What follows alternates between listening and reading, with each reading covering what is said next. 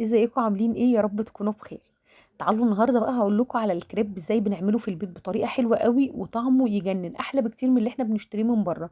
وكتكلفه بقى بالنسبه لبره ان انا اروح اشتري الكريب 70 و80 وطعمه مختلف تماما، لا في البيت حاجه تانية. تعالوا اقول لكم عملناه ازاي بطريقه سهله قوي وبسيطه. اول حاجه انا عندي بضايه، عندي رشه ملح، معلقه سكر صغيره، كوبايه لبن. ممكن نستغنى عن اللبن ونضيف ميه مفيش مشكله، بس اللبن لا بيدي طعم تاني مختلف. هبدا بقى اضرب البيض واللبن كويس جدا مع بعض لحد ما اتاكد ان البضايه يعني اتضربت كويس مع اللبن. عندي كوبايه دقيق، هبدا انزل بكوبايه الدقيق. عندي معلقه زيت كبيره، ونبدا برضو نضربه كويس قوي مع بعض. مضرب يدوي، خلاط، هاند بلندر، اي حاجه مفيش مشكله. المهم ان هو يتضرب كويس قوي مع بعض. بعد بقى ما ضربته كويس جدا عندي بوله فاضيه، وهبدأ بقى أصفيه كويس عشان أتأكد إن مفيش أي تكتلات دي معايا. بصوا الخليط نازل حلو قوي خفيف، ومتأكدة إن هو اتضرب كويس قوي. دي خطوة مهمة جدا. بعد بقى ما ضربته هبدأ بقى أسيبه شوية تقريبا يرتاح في التلاجة، تقريبا حوالي ربع ساعة قبل ما أعمل الكريب بتاعي، ربع ساعة تلت ساعة. لو أنا مش مستعجلة عليه ممكن كمان نص ساعة.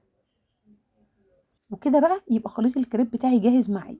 عندي بقى طاسه مدفياها كده حاجه بسيطه على النار، مسحها بمسحه زيت بسيطه قوي، وهبدا اصب الكريب بتاعي لحد ما الطاسه تاخد مني. بصوا، اول ما يبدا يتفرد كده كويس معايا احطها بقى على النار متوسطه لحد ما تبدا تاخد لون معايا من تحت كويس، اتاكد ان هي استوت من تحت، تاخد لون حلو معايا كده، لون خفيف، لون ذهبي خفيف، واحس ان الحروف بتاعه الطاسه بتاعتي بدات تفك.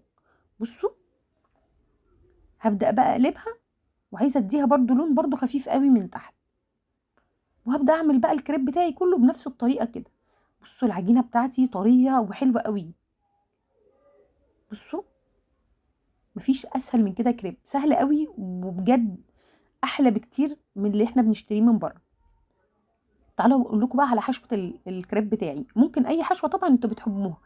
انا عندي جبنه موتزاريلا، عندي ستريبس. بدات بقى اضيف الجبنه بتاعتي، عندي الستريبس بتاعي. بدات اضيف بقى شويه برضو فلفل، شويه زيتون. عندك بقى صوص كاتشب على مايونيز مفيش مشكله، انا بحب فيه صوص عندي كده بحبه بتاع صوص التكساس، بيدي طعم حلو قوي قوي للكريب. بدات بقى اضيفه، وهبدا اقفل الكريب بتاعي. وعندي بقى الطاسه بتاعتي سخنه، هبدا احط الكريب. انا عايزه اخد لون حلو قوي ويدي سنه يعني كريسبي شويه، سنه قرمشه شويه. بصوا، خطير بجد، حلو قوي، لازم تجربوا الوصفه دي.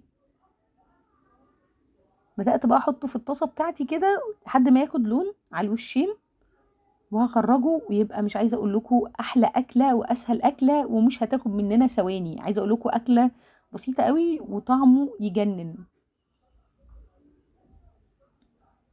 اول ما خد لون معايا بدات اقلبه على الوش التاني.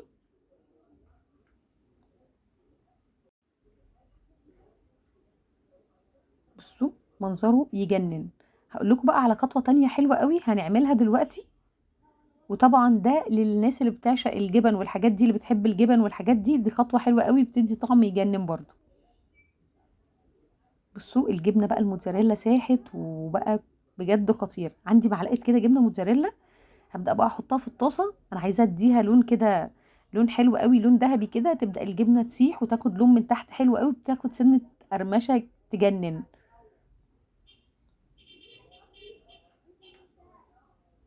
وابدا بقى احطها على وش الكريب من فوق.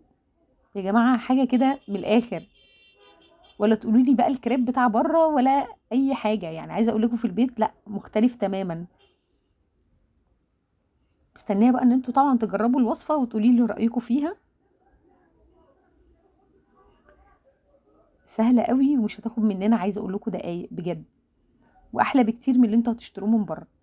شكله وطعمه يجنن، حلو قوي. يا رب تكون الوصفه عجبتكم. مستنيه طبعا رايكم، ومستنيه كومنتاتكم، وان شاء الله نتقابل في فيديوهات تانية كتير هتعجبكم.